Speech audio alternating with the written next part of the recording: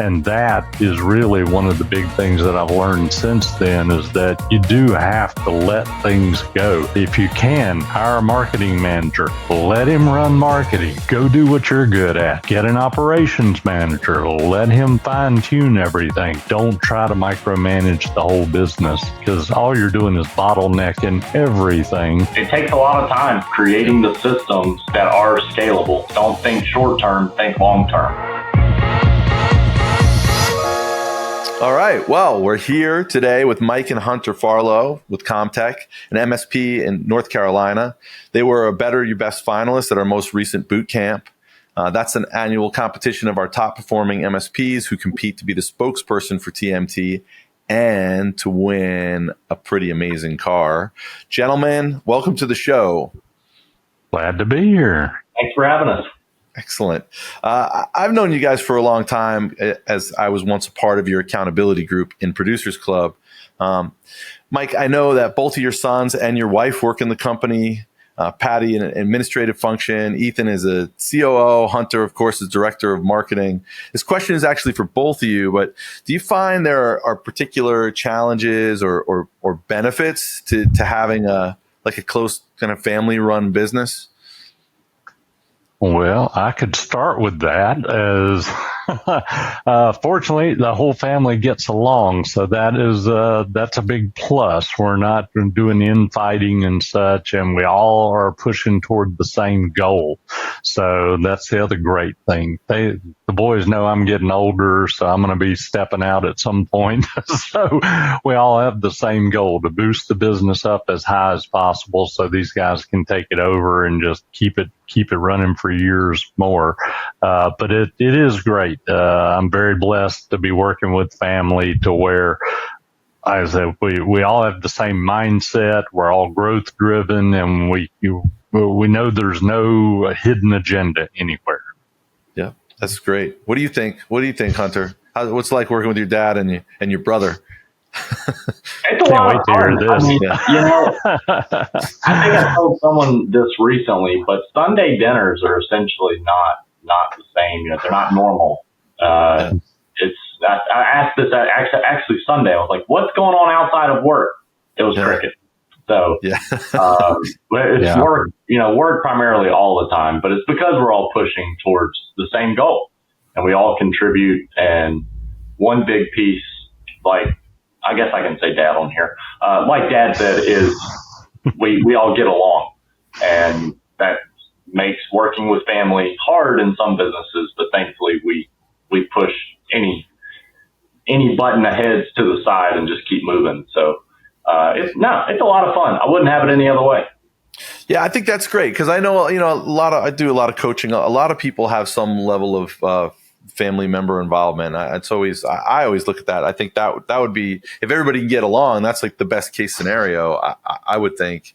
Mike, as CEO of this company that's grown over $7 million in revenue, I'm curious if you can speak a little to how difficult or how you went about kind of letting go of the vine to empower Hunter, Ethan, and other people in their roles there. I know it's important to be able to do that. Yeah, absolutely. As a matter of fact, that's probably, that goes back to some of the mistakes that we made in the past and why we didn't get here sooner, because we've been doing this for 34 years. That's a long time to have a tech business. But for the first 28 years, it took us forever to get past the 2 million mark. I mean, we were the classic case. And then the boys joined the business, and I realized, hey, I can trust these guys to do what they need to do. We started doing actual marketing and started treating the business like something we wanted to grow. And it made all the difference in the world. And that is really one of the big things that I've learned since then, is that you do have to let things go. If you can, hire a marketing manager, let him run marketing, go do what you're good at. get an operations manager. Let him fine tune everything. Let your service manager do his job. Don't try to micromanage the whole business. And because all you're doing is bottlenecking everything. And that's why we just grew at a snail's pace for so long. And now things are happening in the company. I don't even know. We keep tabs on it, but, hey, we just hired 2 more people. Okay. Nice. I know Robin's mentioned that sort of thing too. She doesn't know all her staff either. And we're considerably smaller, but things like that we have learned, and it just accelerates your growth. And once you start learning these things, it really does put the pressure to the gas pedal. Yeah, I think that's great. I think that's valuable input. I know a lot of people in our community are always asking, maybe they made it to 2 million, maybe they made it to 3 million in top line. And it's like, how do you develop those next level leaders, or how do you get through that valley of death to 5? And it sounds like it's just, you have to have a commitment to it and step out of the way.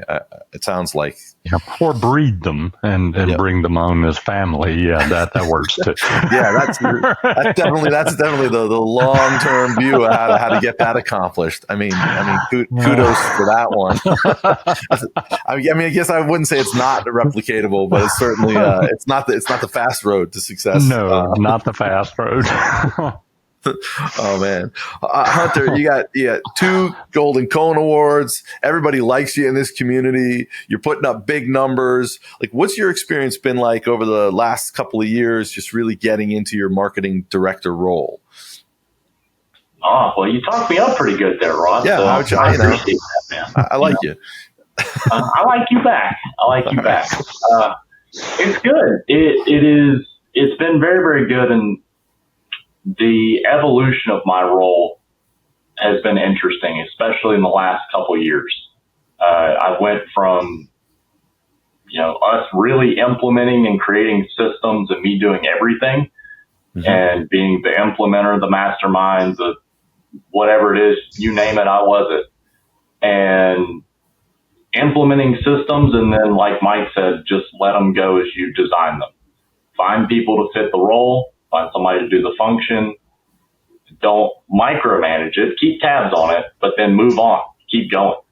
And that's actually what, especially as of late, the evolution of my role has been, which I think you guys, this is planting the seed for next year. We'll see how we will explode activity by doing that exact practice and not trying to micromanage, so to speak, or do everything yourself. It's more do everything yourself, getting out of your own way. But it's been awesome. It's been very, very good. Yeah. So you basically, like, as far as I understand, you showed up, you were 19, you saw that car on stage. You're like, I gotta get towards this goal. And so you're the one who dove in and really started like stuffing the envelopes and doing all the work. Oh yeah, many paper cuts, man. Many paper cuts. Many paper cuts. I remember when I first joined here, I did that bad date, and I was like stuffing a lot of plastic monkeys in envelopes. I remember that very. I have a monkey around you here. have some monkeys around? I have one. Yeah. So now you're saying that it's evolved to where now you have a team or you have resources, and now you can really start to scale that out. That's what we're seeing some of the results come from. Absolutely. Yeah, it definitely takes a team to do it and scale up, but it takes a lot of time creating the systems that are scalable. And that's what you have to think about is don't think short term, think long term. If it's starting at 25 letters, how can I get them to 50? Then how can I get them to 100 and then 200 every single week, and what's going to be needed for it? Just on a base level as one example. But there's no way of getting around the hard work and long hours at the beginning too, as you're growing. Right. Not everybody has the advantages of having an SDR and a qualifier and an assistant and all that now that he's lucky enough to have, that magnifies his efforts. But there's been a lot of late nights designing brochures, like I said, stuffing envelopes, doing all that. So Hunter's definitely paid his dues, and he still works like mad. So. Yeah, well, I think this is a really important point, and I caught it from your presentation, that whole thing. Definitely towards the end, you mentioned hard work in the presentation and consistency, because, I mean, I know that a lot of MSPs seem to come in and feel like, well, I'll do a couple of things, like I'll sort of throw these things at the wall, and then I'm going to get immediate results, and everything's going to be great. And if that doesn't happen, they're like, nothing works, and they kind of get disillusioned. So, what would you say on that front, if you are kind of in that zone where you're showing up and you're like, well, I got to start doing something? Do you feel like they have to get everything perfect before they can start marketing and going, or do you just kind of, what do you got, Hunter? I'll go on that, because I'm reminded often daily, because I'm kind of a perfectionist in some ways. We sort of are, as excellence runs through our core values, and that at times is a good thing, but also you just have to do it. You just have to get things out and get started and just put something out. It's not going to be perfect. Nothing is going to be, but once you start, then don't stop. And what I mean by that is, if you send and start sending emails to your clients as the first start of marketing, just touch and base once every 2 weeks. Do it at the same time, at the same day, once every 2 weeks or once a month, consistently. And then once you get more content, do it more often. But don't do it once here and then wait 2 months and then do it again and then wait 2 months and do it again. Be consistent, because that is really the key in long-term success, I think, is the consistent effort in whatever you do. Yeah, that's great feedback. I think that people don't fully see that as they're ramping up. They just think, we'll make a splash and things will happen. You guys were both on that big stage for Better Your Best. I'm just curious. We didn't get to talk since then. Like what was that experience like for you? I had a blast. That was really fun. Neither one of us have ever spoke to a crowd that big, for sure. That was probably 6 times larger than any crowd I've ever spoken to, but we were just having so much fun. I hope it came across on stage. We practiced that thing a gazillion times.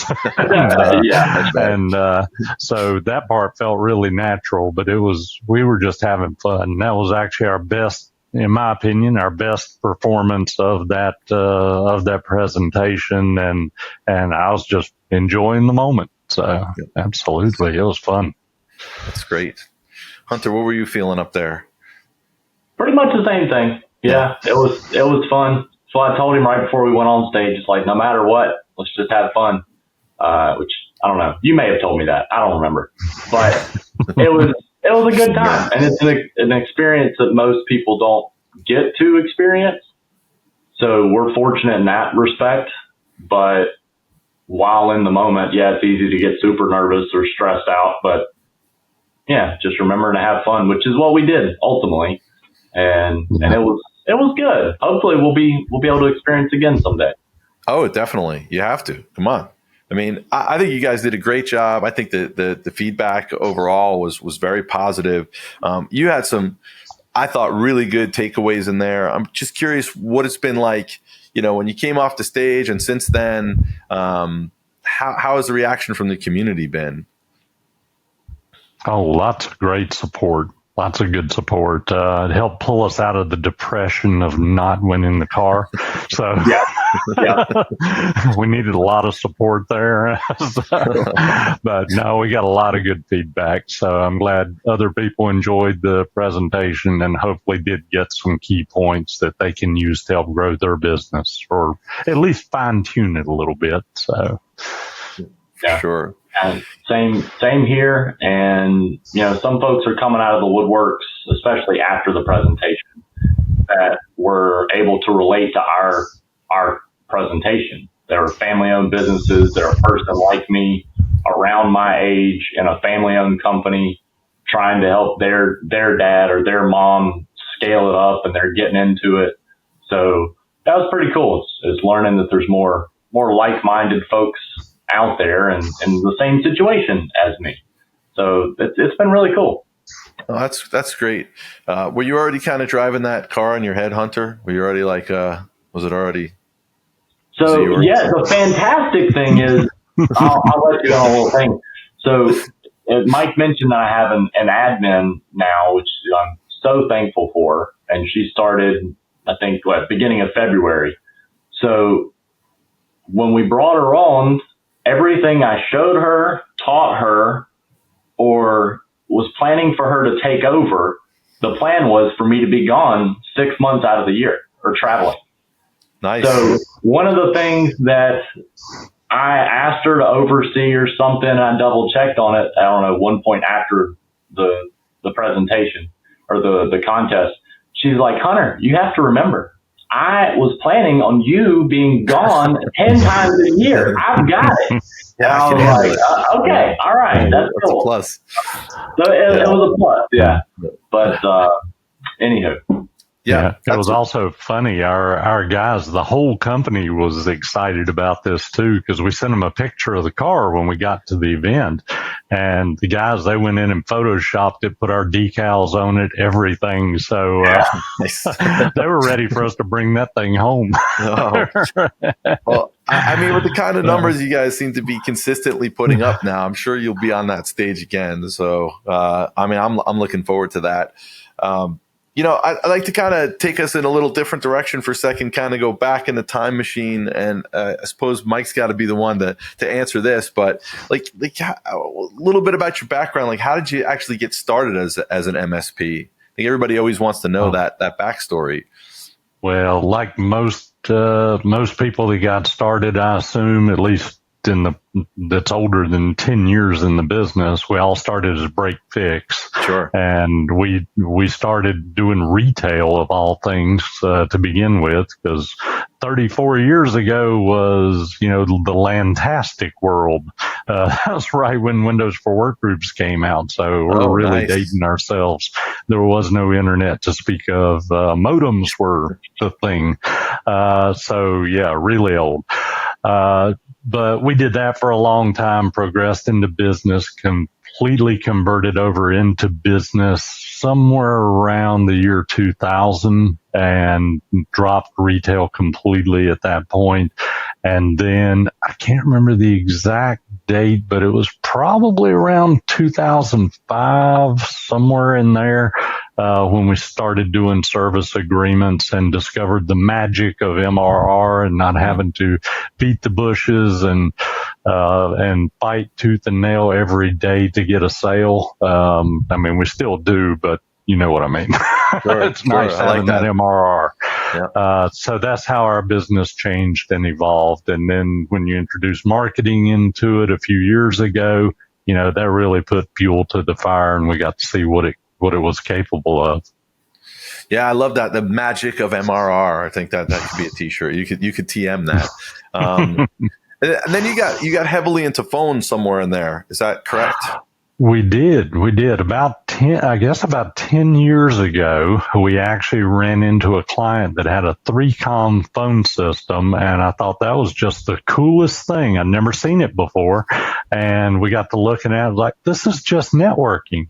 And like, we're already doing this. Let's add it on as a service. And now phones have actually turned into about 40% of our volume is now phones. We've got over 5,000 handsets out there in the field.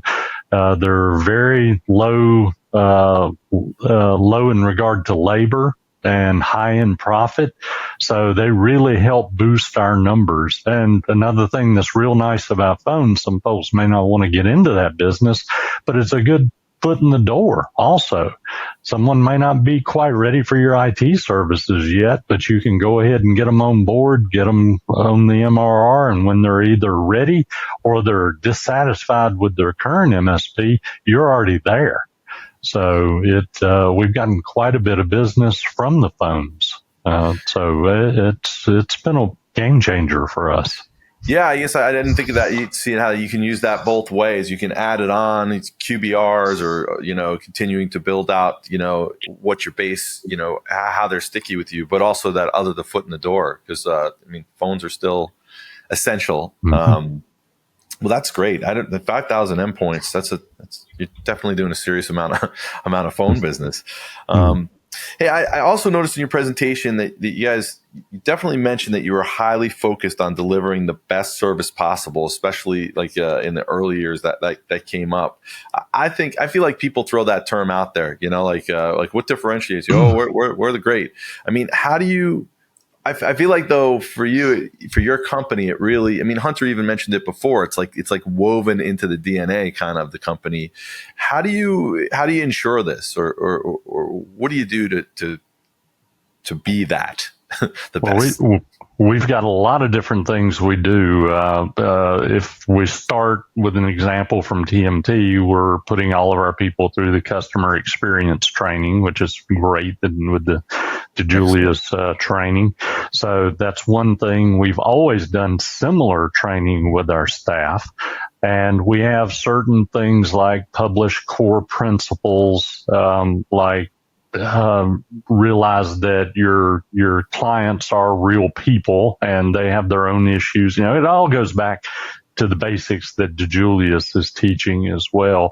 But then we also do things like the hard metrics. In ConnectWise, we use ConnectWise Manage.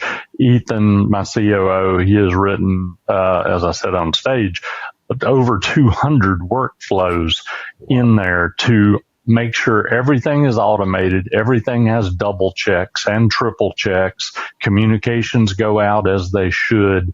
One saying I really like that John DePero, I can mention off of him, is he said, we have all of our problems with technology, with vendors, with everything else going on, but communication should not be one of them. We are 100% in control of that.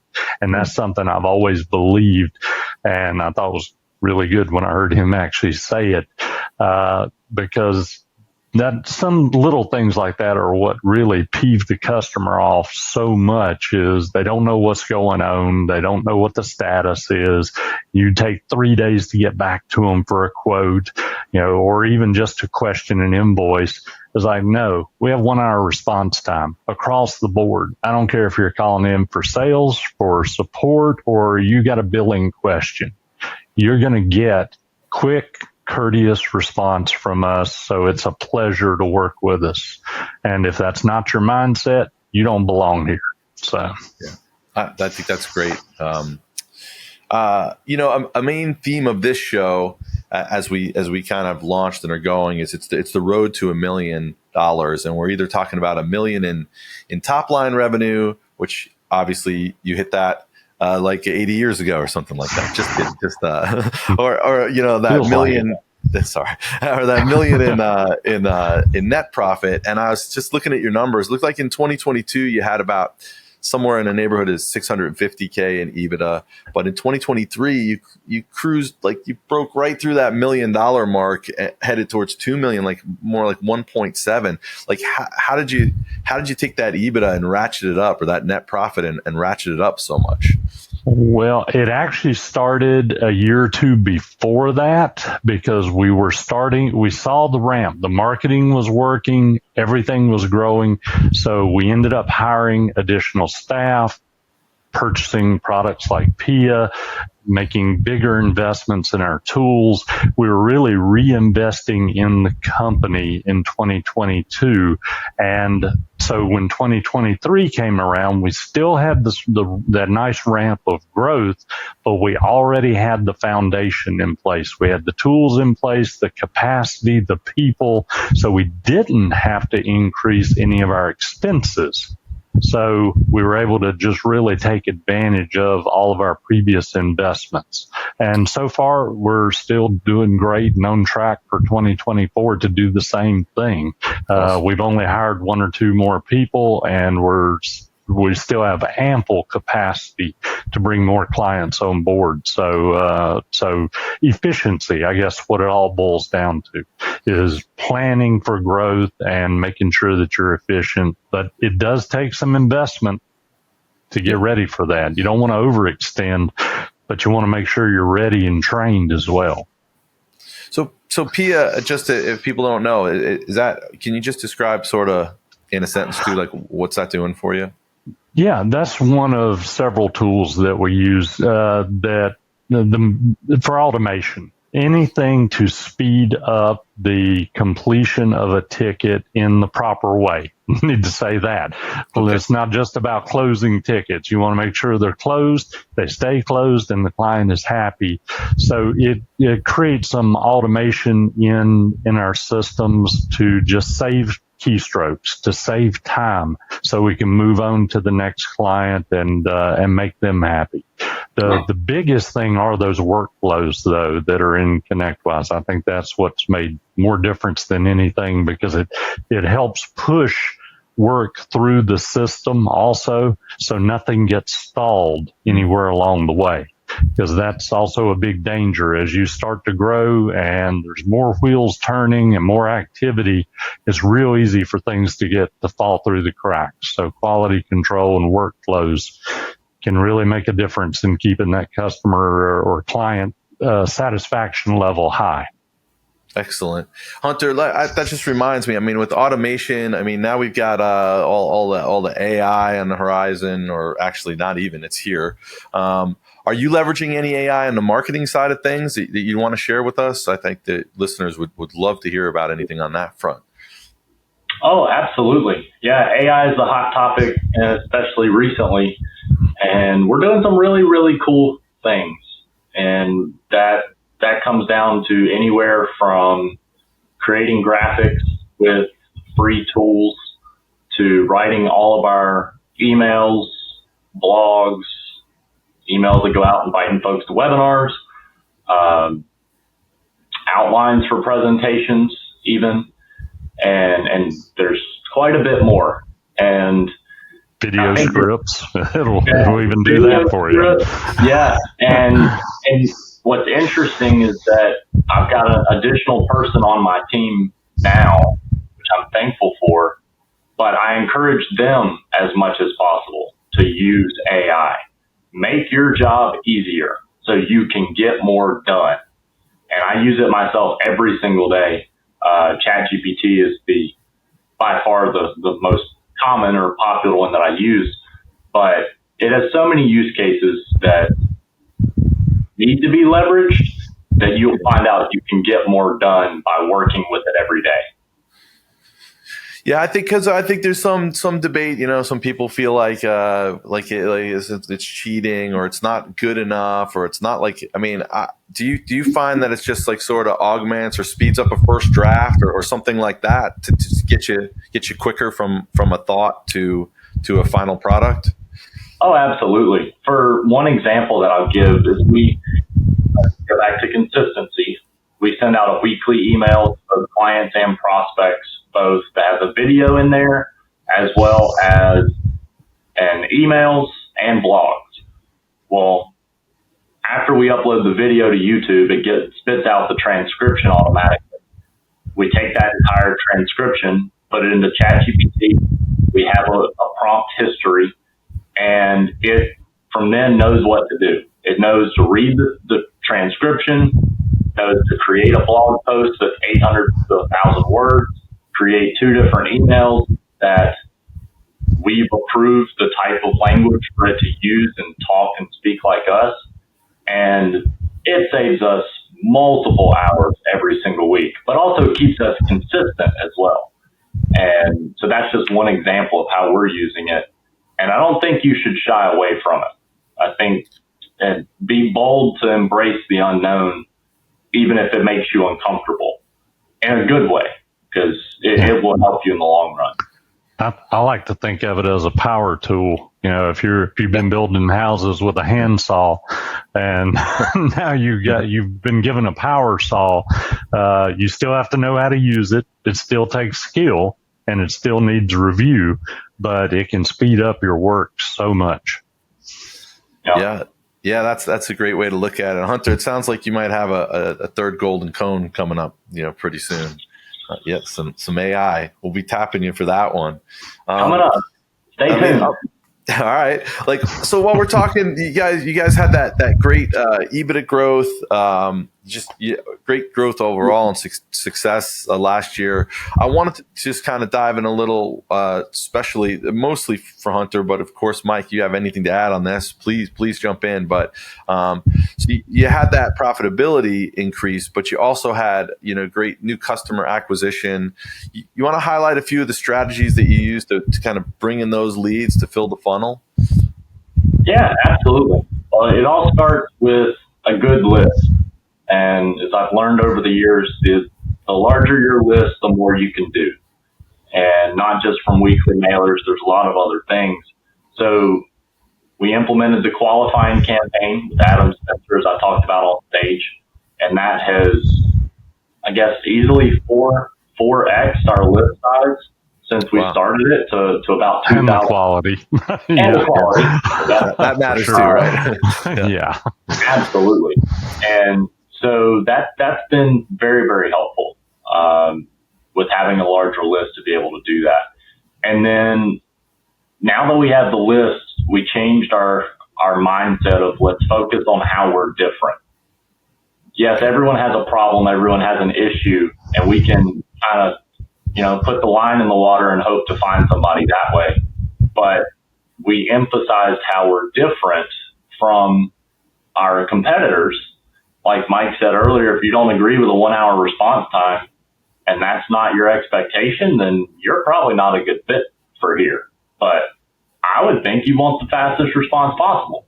Well, that really resonates with people when they're going days without a response and they learn that that's our normal.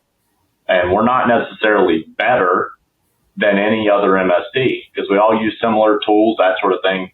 We're just different. And let us show you how we're different, because I think it makes sense for a lot of people. And we just started focusing on that essentially and doing it to a qualified list. And then your message starts hitting the right people, and it makes a big difference. When your company comes up in this community, a lot of time it comes up and associated with it, you guys are like, what's he going to say? It's good. You're the guys who give away cars. You get this whole car thing going on. I know you've talked about it probably a million times, but you want to say anything about that, about how you run something like that, or, just take any angle on it. I think you gave away like a Corvette convertible this time. Pretty high dollar car. How do you get some ROI on that? Yeah. First, Rob, you got to write a big check. All right, you got to write a big check. All right, let me take a note here first. And there's Mike's face. He's like, that's the part I don't like. I told him he was crazy, for sure. So, he showed me the math. It works out, and we're fortunate that it did work out. And when you're giving out a car as a campaign, you have to have a big plan. So that is definitely one extremely important piece of the puzzle that I've shown whenever I've done presentations on this. Is planning is everything. And it's a lot more complex than you might think. But the car giveaway in and of itself is maybe not so much as a lead generator, although it certainly helps, but it is super memorable and helps you stand out from everyone. And that stays for quite a while, longer than just your brand. They start associating your brand with things you do differently than everyone else. And it did help do leads. It helped close some deals as well.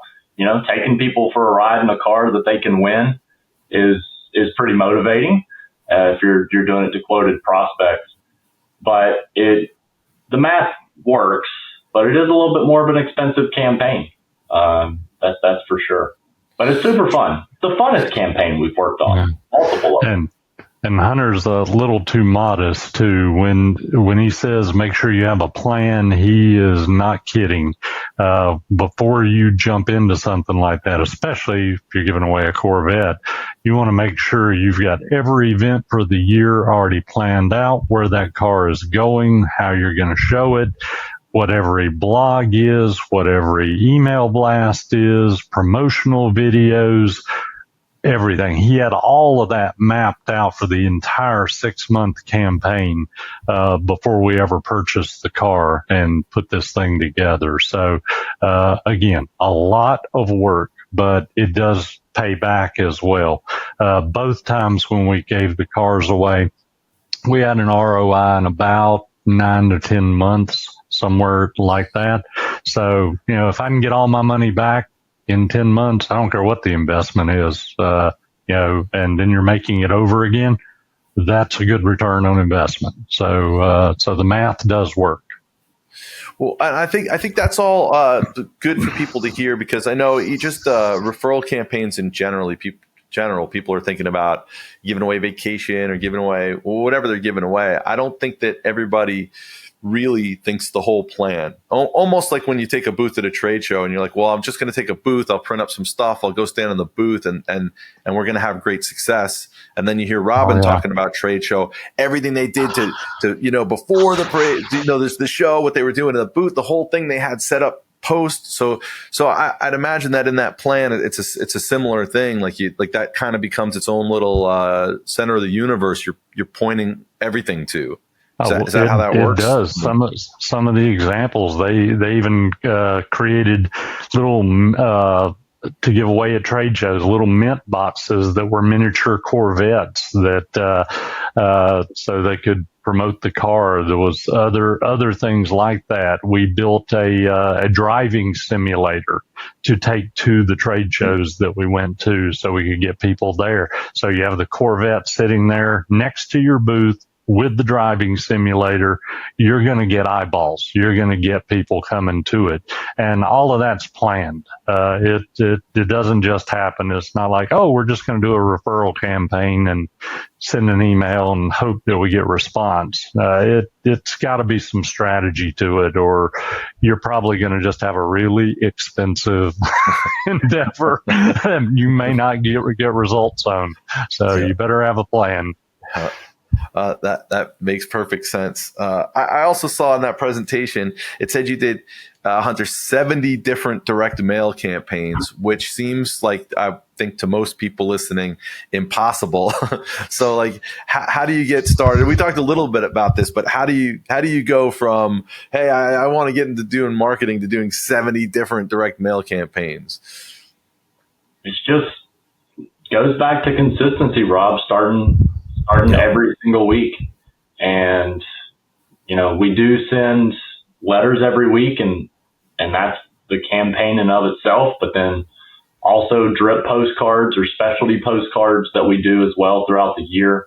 And we're now doing them on a monthly basis and seeing a return from that, because it's consistent messaging. And, you just mentioned 70 direct mail campaigns, which that kind of shocks me, because I'm in the weeds and I'm just doing what I do. So I don't put a number to it. But that's, it's pretty cool. But it just comes down to being consistent. Decide what is going to become a non-negotiable for you.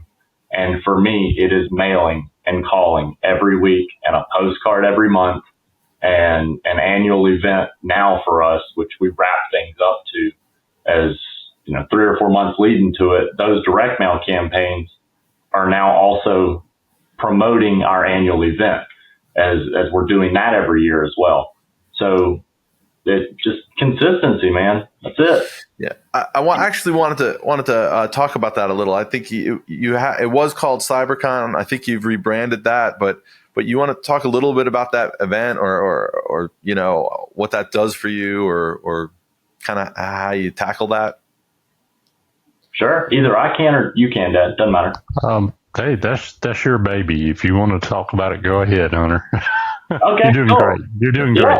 Well, this event, it did start out as just a normal kind of providing lunch for folks, I believe, a few years ago, and delivering value to them in terms of a meal. That has now evolved into a full day event, and hopefully will soon be a 2-day event that's going to attract a different crowd. And the way we like to say it is it's our annual event that bridges technology and business. And that's why we've now rebranded it to Connect. So it connects technology and business to you. Okay. And you get to connect, of course, with other people and network and learn. But we don't get in the weeds on the technical side because most of our clients are not co-managed. They're office managers. They're business owners. They just want to learn what are the most productivity tips they can implement, what new technology is coming out they need to be aware of, what's happening in the technology space that might impact their industry, that way they don't get blindsided. But then also, how in the world can they have fun and make it a memorable experience like all of the TMT events are? So we theme it. This year's theme is the Guardians of the Galaxy. Cool. So it's Connect 2024, the Guardian Summit. So we've already done really cool things with a movie theme that really sets the tone and pace for the event. So it's not just a tech event that's boring. It's going to be a lot of fun. And you've got to pitch it to your clients or prospects that way because they don't want to go to a tech conference. That sounds horrible. But I want to go to a fun event. And then we're showing you some tech too. And last year's theme was Fast and Furious, which is no accident correlated with the Corvette giveaway. So, yeah. So you're giving away a Galaxy this year or something? Is that are you working on that? Spaceship rides. Spaceship rides. Again, I'm sharp. I figured that out right away. I mean, other theme I'm hearing here through all of this is that it sounds like your marketing efforts don't sit like exactly like in their own silos. Like I run into this a lot too when talking to people. Like they're like, yeah, we're going to do this, and over here, like they might be running a webinar and then they're going to a networking event, but they've never mentioned that they're running a webinar because networking events are for networking. It sounds like you guys spend a lot of time thinking of how to maximize each thing you're doing with every other thing you're doing. Is that the case? Is that intentional? Absolutely. One example of that is we do an annual, what we call pig picking. So it's just a lunch that we serve, it's a floating lunch, 11 to 1, and we just provide food. Well, at that event, and this year we tried it, so something different, as we draw in 100 of our clients, 100 people show up for lunch. Well, why not promote, which we did, we got custom shirts for all of our staff that promoted our event in September and talked about the event we're having because we were in front of 100 people. And we got 25 or more signups on that day or shortly after for the event 4 months from now and planted that seed. So, yeah, you have to think how these things are connected to maximize the impact for them when you have the attention. Hunter printed out movie tickets also for this event, gave them out at the barbecue. So that way people would have a takeaway put on their desk to remember to register later. So it's a good idea. Yeah, I think a lot of people just don't think about the interconnected. Do you lay out do you have your master 12-month marketing plan laid out? Something like what we offer to here, or probably something you've customized, after the fact? Do you kind of live and breathe by a document like that, or? I should. I'll say I should, Rob. Gotcha. What do you actually? So how do you lay it out, or what does that look like? I need to probably do a better job, at least, of documenting it in any sort of form. But it goes kind of to layers, and I know what we're doing consistently, and I just stack it on top of it. I do not have a written list, as I probably should. Now it's getting quite a bit to manage for all the social media posts and blog posts and video creations and call-in campaigns and mail-in campaigns and webinars. It's a lot of things, but that 12-month marketing plan is definitely where we started with, quite a ways ago, and we need to get back to that. But planning out all the efforts so nothing does get lost, but you can also learn how, if you do a webinar here, how can you interconnect it to everything else? Because you can see the whole landscape. And that's a pretty valuable thing. Sure. It's kind of funny, although Hunter doesn't have the entire year laid out like he's describing, he is incredible on the follow-up data. So, and I think that's what's really powerful. He knows every campaign, what the response was, what the cost was, cost per lead, revenue generated, everything, so we can figure out what works and what doesn't work. He may not know what happens next, but but he knows what just happened. So, Well, I mean, that's a very important point, because I most people don't have a super control and understanding of their numbers. In fact, I wanted to ask you this, Mike. Like I think you mentioned that you followed the Paul Sissel, the operational maturity stuff from Paul and account management stuff, and you got involved with the Greg Crabtree material, his levers that move things. I mean, for both of you guys, like, how important do you think it is for leaders and business owners to truly really know their numbers? That's a good question, because I think as you grow, it becomes even more important. And I've got to be completely honest, I still don't claim to know what I'm doing. I really don't. I mean, you can just talk to Paul Sissel for a minute and you'll realize you don't know what you're doing. I don't care how big you are. So I learn something all the time. And I quite frankly think we just got lucky and blessed to end up where we are, because I did not have any kind of understanding of this stuff beforehand.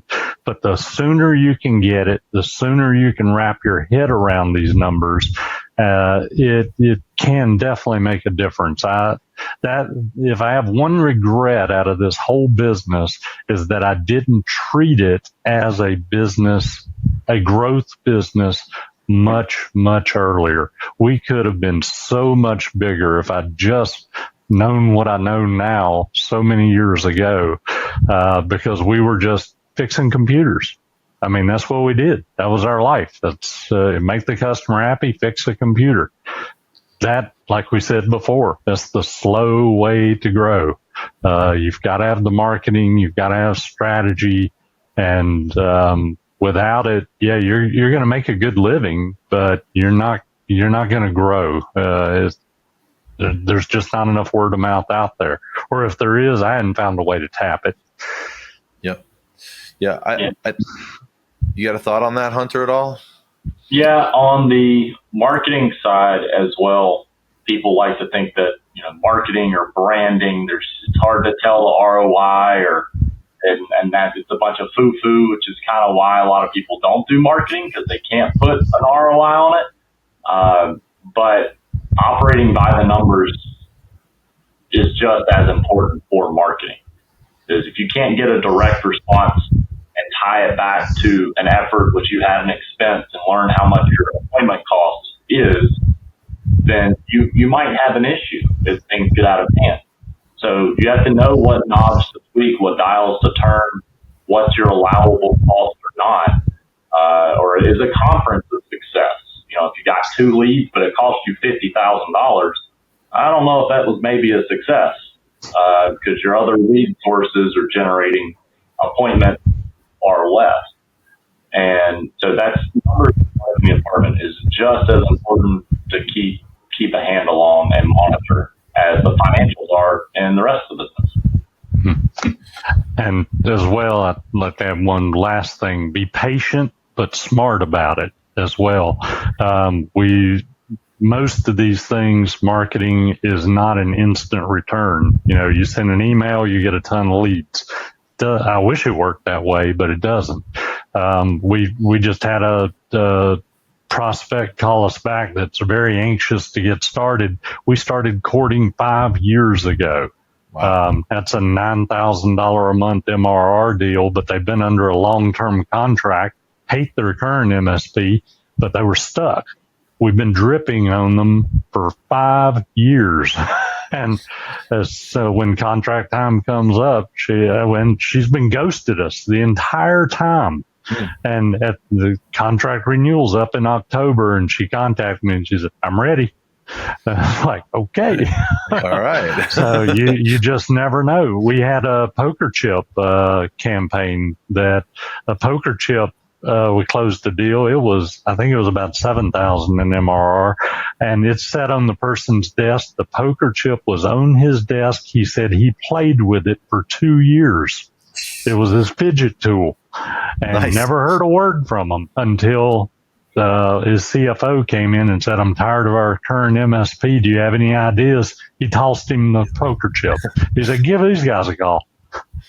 Wow, You never know. You never know. Cool. You gotta stay with it, but don't keep dumping money into a black hole either. I mean, you gotta be smart. Yeah. I mean, it's like been great talking to you guys here. You guys have any final thoughts? Anything you'd want to leave this audience with as a final thought? I just did. I know. I wanted to extract one more out of you. I want to get one more out of you, Mike. One more out of you too, Hunter. Come on. I can't think of anything else. I'm sorry. I think I've got one. So even no matter your size, and I'm starting to say this in conversations, Mike, but I think there will be a point where your service is good enough, or your service is better than probably other people. That's why most people get involved, right? And they start their own business because they think they can do it better and provide better service to their client. But there needs to be a point where you have a little bit of a mental shift where you can't make the biggest impact you want to make and help as many people as you do without figuring out how to market yourself. And you guys, TMT, is the best place to get started and continue to get and bring new ideas on how to do that. And so just lean more into you guys, I think, actually, as the source of and the guide of how to do that, even as the company grows. Yeah, I guess that would be my final thought too, is the majority of the things we mentioned are what Robin teaches. If you think about it, consistency, quality of the product, all of that. I mean, it's what she teaches every day. If you just do, just like we said on stage, if you just do what the map shows, she's already given you the road work for it. It's just most people don't want to do that much work. And us included, it's a lot of work. It's a lot of work. But if you want to achieve, it takes the work. Awesome. I knew you guys had one more in you. I just could feel it. Gentlemen, it's been great talking with you. And thank you so much for your time. I look forward to seeing you around at Producers Club. Sure thing. Sounds good. Thanks for having us. Sounds good, Rob. Thanks. All right.